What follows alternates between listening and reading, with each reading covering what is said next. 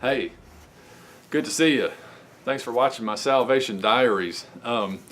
Made a couple of videos. I'm making one now, of course, obvious, duh. But I would love for you to catch up on the beginning of this story so I don't have to repeat myself. So if you would, just watch those other Salvation Diaries part 1 and 2. And let's see, where were we? I had a guy that I was working with that asked me, had a Bible, and asked me where he should start reading. And an amazing thing. I mean, that just my day in, day out life was a witness to Christ to this guy. That was great. Well, that was the beginning. That was the very beginning of my walk with Jesus Christ. Well, shortly thereafter, of course, I'd become a member of this church, and I got baptized.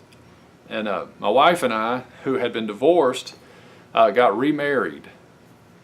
Well, the first time we got married, we blew the roof off. We spent a bunch of money. You know, I had a white tux on, and she was all decked out, and we had all these people in our wedding party with suits on and stuff. Had a DJ. A friend of ours was a DJ, and he played music for us. And we had a couple of cases of champagne, and people were drinking whole bottles of champagne and going out in this field and smoking pot. And it was just unruly and rowdy, just like everything else. We were partying kind of folks. We left there and went to Florida and stayed in a 5-star hotel on the beach, and there was live music indoors, live music outdoors, and drinks were flowing. We had all kinds of pot. People gave us marijuana for our wedding gifts. I mean, that's just who we were. Well, this time, my wife and I, after we'd been divorced for 2 years, and then I got born again, we got remarried. Tracy, my wife, finally got convinced that God really had transformed my life. So we decided to get married again, and the guy that was leading the choir at the time was an ordained minister. So we had on shorts. I mean, we were not dressed up, and we didn't spend any money. We got a marriage license, and we got him to marry us. And then we were off, and we went to our honeymoon. It's a far cry from the beach in Florida, but it was a shelter in Atlanta, Georgia. It was called the Safe House. And we slept on mats on the floor, the boys in one room, girls in another. So we spent our honeymoon not sleeping even in the same room. Mind you, I was still on methadone, so I took methadone with me to Georgia. But we stayed on mats on the floor, and we ate the same food that they fed the people. The soup kitchen fed the homeless people as they ministered to them. And we had an amazing 3 or 4 days serving homeless people in Atlanta, Georgia. And that's how we celebrated our new honeymoon together, our new life together. And I will never forget it. We had quite an amazing things going on there. We went to the projects, and we prayed with and did different things with the elderly and with the kids in the project, in like a nursing home. We gave food baskets away. We prayed with people in the hallways. It was quite an amazing thing. We went downtown with some extra food we had after the soup kitchen, or after the lines had shut down. There was some food left, so we had these to-go containers, and we went and found some people to give them to in the park. One guy we came up on, he had one arm, and his shirt was all dirty, and I just felt so bad for him. I mean, it's one thing to be homeless, but now he's even got the added trouble of only having one limb, one arm. He just shrugged us off. He didn't want anything from us. We found another guy sitting on a wall, and he had a plastic bag sitting next to him. We went up to him and tried to give him the food, and he was looking in his bag trying to find something to give us to pay for that food. He didn't want to take it for nothing, and we assured him that we didn't want anything from him. We just wanted to give him the food. And then one of the guys with us asked him, he said, "Is there anything we can pray with you about?" And he mentioned his children, his family. He mentioned everything but nothing to do with himself. He didn't bring up one need that he had, and yet it seemed to me that the only thing he owned in this whole world was in a bag right next to him. But he didn't ask for prayer for himself, so we prayed for him.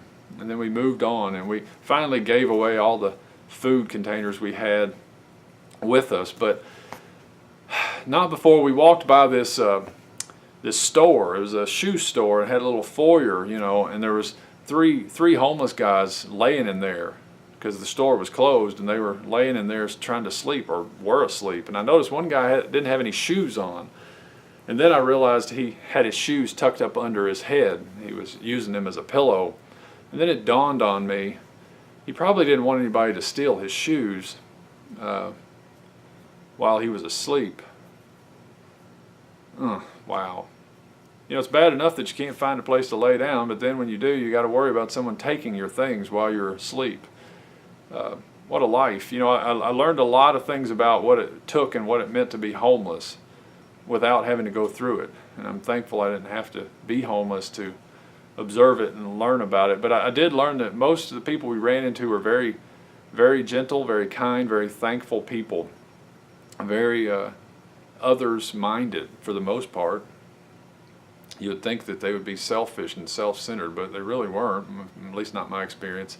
We came back to the place we were staying, and it was a fenced-in area. And it was some reason it was left unlocked, and it shouldn't have been.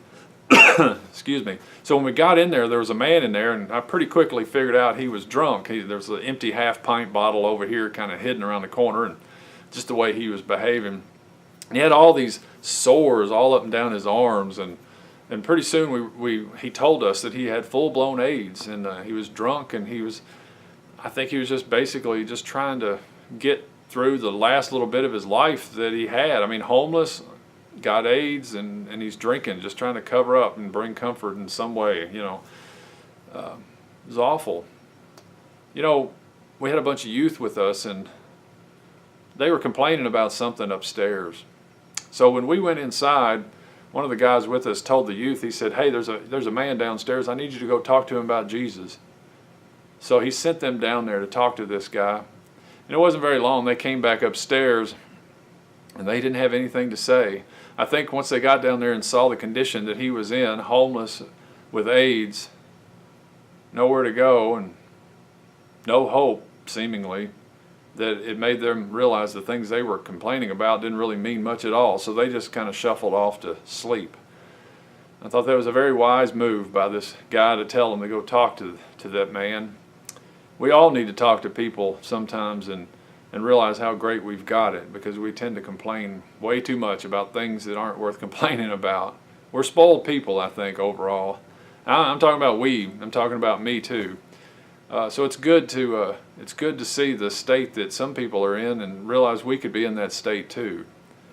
All right, I'll tell you what, I thank you so much for joining me on this little journey through my salvation diaries. I hope you'll pick up the next one when it comes along, and just keep walking with me through this experience. I'm enjoying telling it. All right, I'll see you on the next one.